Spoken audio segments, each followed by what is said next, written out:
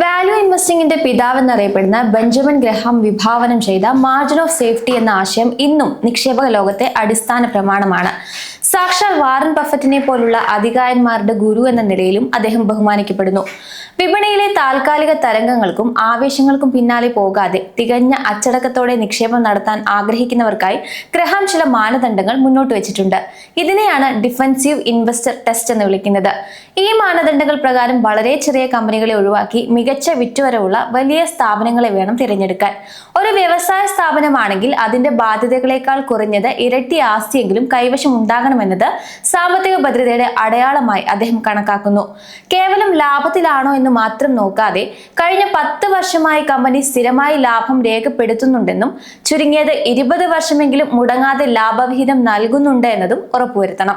കൂടാതെ കഴിഞ്ഞ 10 വർഷത്തിനിടയിൽ EPS 3-1 വളർച്ചയെങ്കിലും ഉണ്ടായിരിക്കണം. ഓഹരിയുടെ വില ലാഭത്തെക്കാൾ അമിതമായി വർദ്ധിക്കരുത് എന്നതുകൊണ്ട് തന്നെ PE റേഷ്യോ 15-ൽ താഴെ നിൽക്കുന്നതിനെ അദ്ദേഹം അനുകൂലിക്കുന്നു.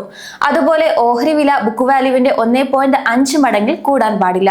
ചുരുക്കത്തിൽ PE ratio price to book value കൊണ്ട് ഗുണിച്ചാൽ കിട്ടുന്ന തുക 22.5 ടൈംസിൽ കവിയരുത് എന്നതാണ് സുരക്ഷിതമായ നിക്ഷേപത്തിന് ഗ്രഹാം നൽകുന്ന പ്രധാന മാനദണ്ഡം. നമ്മൾ ഇന്ത്യക്കാരെ സംബന്ധിച്ച് ഈ രീതി പിന്തുടരുന്നതിൽ അല്പം ശ്രദ്ധ നൽകേണ്ടതുണ്ട്. വ്യാവസായിക കമ്പനികളെയും പബ്ലിക് യൂട്ടിലിറ്റികളെയും ഗ്രഹാം വ്യത്യസ്തമായ രീതിയിലാണ് വിലയിരുത്തിയിരുന്നത്. ബാങ്കുകൾ, NBFCകൾ, ഇൻഷുറൻസ് കമ്പനികൾ, റീറ്റുകൾ, ഇൻവിറ്റുകൾ എന്നിവയുടെ സാമ്പത്തിക ഘടന വ്യത്യസ്തമാണ്. അതിനാൽ അവയുടെ ബാലൻസ് ഷീറ്റുകളും വാല്യുവേഷൻ അനുപാതങ്ങളും സാധാരണ കമ്പനികളിൽ നിന്നും വ്യത്യസ്തമായാണ് പ്രവർത്തിക്കുന്നത്. അതുകൊണ്ട് തന്നെ ഇത്തരം സ്ഥാപനങ്ങൾക്ക് ഈ രീതി അനുയോജ്യമാകില്ല. ഈ ഫിൽട്ടർ ഇവിടെ പ്രായോഗികമാക്കുമ്പോൾ ആദ്യഘട്ടത്തിൽ 5000 കോടി രൂപയ്ക്ക് മുകളിൽ വിപണി മൂല്യമുള്ളതും ബാധ്യതകളെക്കാൾ കുറഞ്ഞത് 2 ഇരട്ടി ആസ്തിയുള്ളതുമായ സ്ഥാപനങ്ങളെയാണ് പരിഗണിച്ചത്.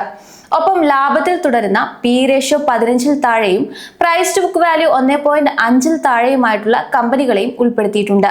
PE റേഷ്യോയും പ്രൈസ് ടു ബുക്ക് വാല്യൂയും തമ്മിൽ ഗുണിച്ചാൽ കിട്ടുന്ന തുക 22.5-ൽ കവിയരുത് എന്ന ഗ്രഹാമിന്റെ പ്രധാന നിയമവും ഇവിടെ അടങ്ങിയിട്ടുണ്ട്. ശേഷം ഏറ്റവും പുതിയ ക്വാർട്ടർ ഫലങ്ങളിൽ പോസിറ്റീവ് EPS ഉള്ളതും മുടങ്ങാതെ ലാഭവിഹിതം നൽകുന്നതുമായ കമ്പനികളെ കൂടി ഫിൽട്ടർ ചെയ്യുമ്പോൾ വളരെ ചുരുക്കം കമ്പനികൾ മാത്രമാണ് ഈ മാനദണ്ഡങ്ങൾ പൂർണ്ണമായും തുടർന്നിട്ടുള്ളത് എന്ന് മനസ്സിലാകും. അതിലുൾപ്പെട്ട 2 കമ്പനികൾ ഏതൊക്കെയാണെന്ന് മനസ്സിലാക്കാം. GNFC ആണ് ലിസ്റ്റിലെ ആദ്യത്തെ കമ്പനി. ബെഞ്ചമിൻ ഗ്രഹാമിന്റെ ഡിഫൻസീവ് ഇൻവെസ്റ്റർ മാനദണ്ഡങ്ങൾ പ്രകാരം പരിശോധിക്കുമ്പോൾ ദീർഘകാല പ്രവർത്തന പരിചയവും കൃത്യമായ ലാഭവിഹിത ചരിത്രവും കുറഞ്ഞ വാല്യുവേഷനുമുള്ള GNFC ആ പട്ടികയിൽ കൃത്യമായി ഇടം പിടിക്കുന്നു. നിലവിൽ കമ്പനിയുടെ PE റേഷ്യോ 9.4 മടങ്ങും പ്രൈസ് ടു ബുക്ക് വാല്യൂ 0.8 മടങ്ങുമാണ്. ഇവ രണ്ടും കൂടി ഗുണിച്ചാൽ കിട്ടുന്ന തുക ഗ്രഹാം നിശ്ചയിച്ച 22.5 മടങ്ങെന്ന പരിധിക്ക് താഴെയാണ്. കൂടാതെ കമ്പനിയുടെ EV/EBITDA 4.7 മടങ്ങാണ്. കമ്പനിയുടെ കൂടുതൽ വിവരങ്ങൾ നോക്കാം. Gujarat state investments, Gujarat state fertilizers and chemicals എന്നിവർ ചേർന്ന് പ്രൊമോട്ട് ചെയ്യുന്ന ഒരു സംയുക്ത മേഖല സംരംഭമാണ് Gujarat Narmada valley fertilizers and chemical limited. പ്രധാനമായും വ്യാവസായിക രാസവസ്തുക്കൾ, വളം എന്നിവയുടെ നിർമ്മാണത്തിലാണ് കമ്പനി ശ്രദ്ധ കേന്ദ്രീകരിക്കുന്നത്.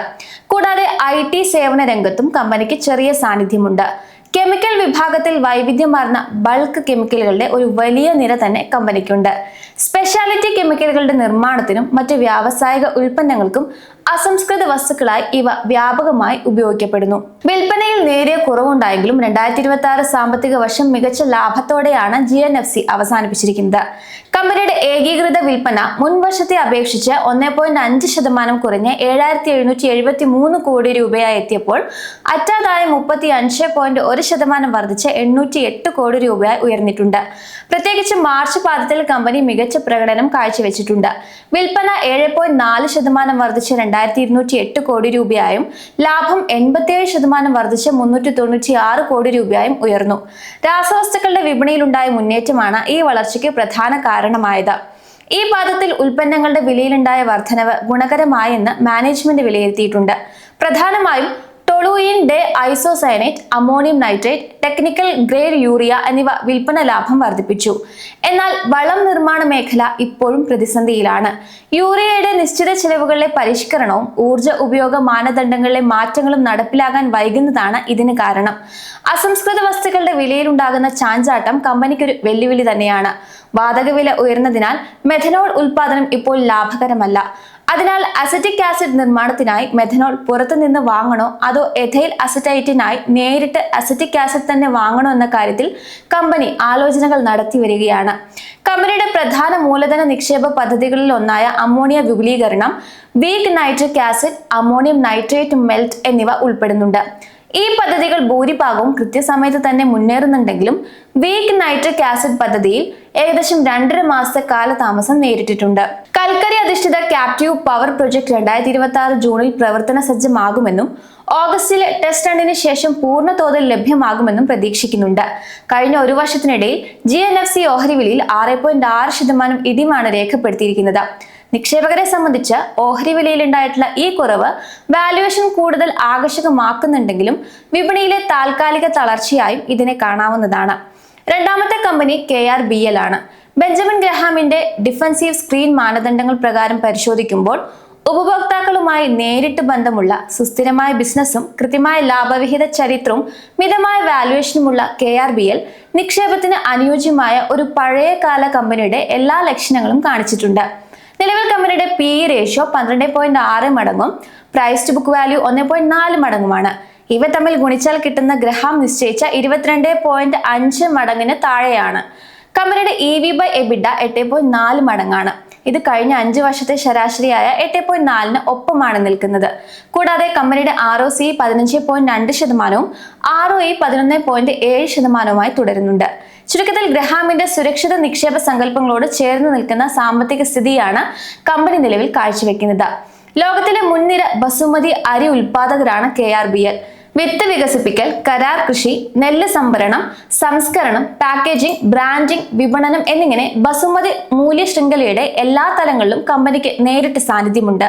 ആഭ്യന്തര ബ്രാൻഡഡ് അരി വിപണിയിലെ മികച്ച പ്രകടനത്തിന്റെ കാര്യത്തിൽ 2026 സാമ്പത്തിക വർഷം വളരെ മികച്ചതായിട്ടാണ് കമ്പനി അവസാനിപ്പിച്ചത്. ആകെ വരുമാനം മുൻ വർഷത്തേക്കാൾ 9% വർദ്ധിച്ച് 6168 കോടി രൂപയിലെത്തി. അറ്റാദായത്തിൽ 36% വളർച്ച രേഖപ്പെടുത്തി 698 കോടി രൂപയായി. ആഭ്യന്തര വരുമാനം 10% വർദ്ധിച്ചതായും ഇതിൽ പ്രധാനമായും ബ്രാൻഡഡ് അരിയുടെ വിൽപ്പനയിലുണ്ടായ 8% വർധനവ് വലിയ പങ്ക് വഹിച്ചതായും കമ്പനി അറിയിച്ചു. കയറ്റുമതി വരുമാനത്തിൽ 6% വളർച്ചയാണ് ഉണ്ടായത്. 2026 സാമ്പത്തിക വർഷത്തെ 4ാം പാദത്തിൽ ആകെ വരുമാനം 6% വർദ്ധിച്ച് 1526 കോടി രൂപയായി. അറ്റാദായം 155 കോടി രൂപയാണ്. ആഭ്യന്തര വരുമാനത്തിന്റെ 22% വളർച്ച ഉണ്ടായെങ്കിലും മിഡിൽ ഈസ്റ്റ് രാജ്യങ്ങളിലേക്കുള്ള കയറ്റുമതി കുറഞ്ഞതുമൂലം കയറ്റുമതി വരുമാനത്തിൽ 33% ഇടിവ് രേഖപ്പെടുത്തി. കമ്പനിയുടെ ആഭ്യന്തര ബിസിനസ്സാണ് ഈ വളർച്ചയ്ക്ക് പിന്നിൽ പ്രധാന ചാലകശക്തി. അരിയുടെ വിൽപ്പനയുടെ അളവിലുണ്ടായ 16% വർധനവും ഉൽപ്പന്നങ്ങളുടെ വിലയുണ്ടായ 5% വർധനവുമാണ് ഇതിനെ സഹായിച്ചത്. 2026 സാമ്പത്തിക വർഷത്തിൽ പവർ സെഗ്മെന്റ് ഒഴികെയുള്ള ആഭ്യന്തര വരുമാനം 10% ഉയർന്ന് 4444 കോടി രൂപയിലെത്തി. ഇതിൽ ബ്രാൻഡഡ് ബസുമതി അരിയുടെ വിൽപ്പന 9%, ബ്രാൻഡഡ് നോൺ ബസുമതി വിഭാഗം 38% വളർച്ചയോടെ 271 കോടി രൂപയായും വർദ്ധിച്ചിട്ടുണ്ട്. വിപണിയിലെ വിവിധ വിതരണ ശൃംഖലകളിൽ തങ്ങളുടെ ശക്തമായ ആധിപത്യം നിലനിർത്താൻ കമ്പനിക്ക് സാധിച്ചു. പാക്കേജ്ഡ് ബസുമതി അരിയുടെ വിപണിയിൽ ജനറൽ ട്രേഡിൽ 36%, മോഡേൺ ട്രേഡിൽ 38%, ഇ-കൊമേഴ്സ് രംഗത്ത് 40% വിപണി വിഹിതം കമ്പനിക്കുണ്ട് എന്ന് മാനേജ്മെന്റ് വ്യക്തമാക്കി. നിലവിൽ 3.4 ലക്ഷം റീറ്റെയിൽ ഔട്ട്ലെറ്റുകളിലേക്ക് കമ്പനിയുടെ സാന്നിധ്യം വ്യാപിപ്പിച്ചു കഴിഞ്ഞു. ഏകദേശം 1.2 കോടി നഗര കുടുംബങ്ങളിൽ കമ്പനി ഉൽപ്പന്നങ്ങൾ എത്തുന്നുണ്ട്. എങ്കിലും കഴിഞ്ഞ പാദത്തിൽ കയറ്റുമതി രംഗം വലിയ വെല്ലുവിളികളാണ് നേരിട്ടത്. 2026 സാമ്പത്തിക വർഷത്തെ 4ാം പാദത്തിൽ കയറ്റുമതി വരുമാനം 279 കോടി രൂപയായി കുറഞ്ഞു. തൊട്ടു മുൻ വർഷം ഇതേ കാലയളവിൽ ഇത് 450 കോടി രൂപയായിരുന്നു. മിഡിൽ ഈസ്റ്റിലെ ഭൗമരാഷ്ട്രീയ തർക്കങ്ങളും വർദ്ധിച്ച ചരക്ക് നീക്ക കൂലിയും ലോജിസ്റ്റിക്സ് മേഖലയിലെ തടസ്സങ്ങളുമാണ് ഈ ഇടിവിന് പ്രധാന കാരണമായത്. എന്നിരുന്നാലും 2026 സാമ്പത്തിക വർഷത്തെ മൊത്തം കണക്കുകൾ പരിശോധിച്ചാൽ കയറ്റുമതി വരുമാനം 6% വർദ്ധിച്ച് 1555 കോടി രൂപയിൽ എത്തിയെന്നത് ആശ്വാസകരമാണ്. ബസുമതി അരിക്ക് പുറമെ തങ്ങളുടെ ഉൽപ്പന്ന നിര വിപുലീകരിക്കാനുള്ള ശ്രമങ്ങളും കമ്പനി ഇപ്പോൾ നടത്തുന്നുണ്ട്. കഴിഞ്ഞ പാദത്തിൽ India gate classic masala meal മിക്സുകൾ കമ്പനി വിപണിയിൽ ഇറക്കിയിരുന്നു. 2026 സാമ്പത്തിക വർഷത്തിൽ കമ്പനിയുടെ ഭക്ഷ്യ എണ്ണ ബിസിനസ് 12 കോടി രൂപയെന്ന ചെറിയ നിലയിലാണെങ്കിലും വിതരണ ശൃംഖല മെച്ചപ്പെടുന്നതോടെ ഇതിൽ വലിയ വളർച്ച മാനേജ്മെന്റ് പ്രതീക്ഷിക്കുന്നുണ്ട്. കൂടാതെ ബ്രാൻഡ് ക്യാമ്പയിനുകളിലൂടെയും ഡിജിറ്റൽ പരസ്യങ്ങളിലൂടെയും അപ്പ് ലൈഫ് ഹെൽത്ത് റൈസ് വിഭാഗത്തിനും വലിയ പ്രചാരമാണ് നൽകി വരുന്നത്. റിയൽ എസ്റ്റേറ്റ് മേഖലയെ തങ്ങളുടെ പ്രധാന വളർച്ചാ മാർഗമായി കമ്പനി കാണുന്നില്ല. അരി ബിസിനസ്സിൽ തന്നെ ശ്രദ്ധ കേന്ദ്രീകരിക്കാനാണ് മാനേജ്മെന്റ് താല്പര്യപ്പെടുന്നത്. കമ്പനിയുടെ കൈവശമുള്ള സമൽഖയിലെ ഭൂമി വിൽക്കാനോ അതോ വികസിപ്പിക്കാനോ ഉള്ള ആലോചനകളും നടക്കുന്നുണ്ട്. സോണിപത്തിന് സമീപമുള്ള 60 ഏക്കർ ഭൂമി കമ്പനിയുടെ സ്വന്തം വെയർഹൌസിംഗ് ആവശ്യങ്ങൾക്കായി ഉപയോഗിക്കാനും പദ്ധതിയുണ്ട്. കയറ്റുമതി രംഗത്തെ അനിശ്ചിതത്വങ്ങളാണ് നിലവിൽ കമ്പനി നേരിടുന്ന പ്രധാന വെല്ലുവിളി. ചരക്ക് കൂലിയിലെ വർധനവ്, ഇൻഷുറൻസ് പ്രീമിയം തുകയിലുണ്ടായ മാറ്റങ്ങൾ, മിഡിൽ ഈസ്റ്റിലെ സംഘർഷങ്ങൾ, ബസുമതി അരിയുടെ വിലയിലുണ്ടാകുന്ന വ്യതിയാനങ്ങൾ എന്നിവ ഓരോ പാദത്തിലെയും പ്രവർത്തന ഫലത്തെ ബാധിച്ചേക്കാം. എങ്കിലും കമ്പനിയുടെ ശക്തമായ ആഭ്യന്തര ബ്രാൻഡ് സാന്നിധ്യവും ഭദ്രമായ ബാലൻസ് ഷീറ്റും ബെഞ്ചമിൻ ഗ്രഹാമിന്റെ ഡിഫൻസീവ് ഇൻവെസ്റ്റർ മാനദണ്ഡങ്ങൾക്കനുസരിച്ചുള്ള ഒരു മികച്ച ഓഹരിയായി നിലനിർത്തുന്നുണ്ട്. 2027 സാമ്പത്തിക വർഷത്തിൽ കയറ്റുമതി മേഖലയിലെ വെല്ലുവിളികളെ മറികടക്കാൻ ആഭ്യന്തര വിപണിയിലെ വളർച്ചയ്ക്ക് സാധിക്കുമോ എന്നതാണ് ഇനി കണ്ടറിയേണ്ടത്. കഴിഞ്ഞ ഒരു വർഷത്തിനിടയിൽ കമ്പനിയുടെ ഓഹരി വിലയിൽ 0.5% ഇടിവാണ് രേഖപ്പെടുത്തിയിരിക്കുന്നത്. അതായത് വലിയ ഉയർച്ച താഴ്ചകളില്ലാതെ ഓഹരി വില ഏറെക്കുറെ സ്ഥിരതയാർന്ന നിലയിലാണ് തുടർന്നത്. നിക്ഷേപകർക്ക് പിന്തുടരാവുന്ന മികച്ച സെലക്ഷൻ റൂൾ തന്നെയാണ് ഗ്രഹാമിന്റെ ഈ ആശയം. എങ്കിലും ഒരു കമ്പനി ഈ മാനദണ്ഡങ്ങളെല്ലാം പാലിക്കുന്നു എന്നതുകൊണ്ട് മാത്രം അതൊരു മികച്ച നിക്ഷേപമാകണമെന്നില്ല. ഈ കാര്യം കൂടി നിങ്ങൾ ഓർക്കേണ്ടതുണ്ട്. ഓരോ ഓഹരിയും അതിൻ്റെതായ വെല്ലുവിളികൾ നേരിടുന്നുണ്ട്. ഉദാഹരണത്തിന്, രാസവസ്തുക്കളുടെ വിപണിയിലെ മാറ്റങ്ങൾക്കനുസരിച്ച് ലാഭനഷ്ടങ്ങൾ ഉണ്ടാകുന്ന ഒന്നാണ്. അരി കയറ്റുമതി ആഗോള വ്യാപാര നയങ്ങളെ ആശ്രയിച്ചിരിക്കുന്നു. അതുപോലെ അടിസ്ഥാന സൗകര്യ വികസന മേഖലയിലെ കമ്പനികൾ പദ്ധതികൾ നടപ്പാക്കുന്നതിലെ കൃത്യതയും പണം ലഭിക്കുന്നതിനെയും ആശ്രയിച്ചാണ് നിലനിൽക്കുന്നത്. അതുകൊണ്ട് തന്നെ ഈ മാനദണ്ഡങ്ങൾ ഒരു നിക്ഷേപം തുടങ്ങുന്നതിനുള്ള പ്രാരംഭഘട്ടം മാത്രമാണ്. വിപണിയിലെ ഏത് പ്രതിസന്ധി ഘട്ടത്തിലും സ്വന്തം വരുമാനവും ലാഭവിഹിതവും സംരക്ഷിക്കാൻ ഈ ബിസിനസ്സുകൾക്ക് സാധിക്കുമോ എന്നതാണ് യഥാർത്ഥത്തിൽ ചിന്തിക്കേണ്ട കാര്യം. നിക്ഷേപകർ എന്ന നിലയ്ക്ക് ഈ കമ്പനികളുടെ പുരോഗതി കൃത്യമായി നിരീക്ഷിക്കുന്നതിനായി അവ നിങ്ങളുടെ വാച്ച് ലിസ്റ്റിൽ ഉൾപ്പെടുത്താവുന്നതാണ്.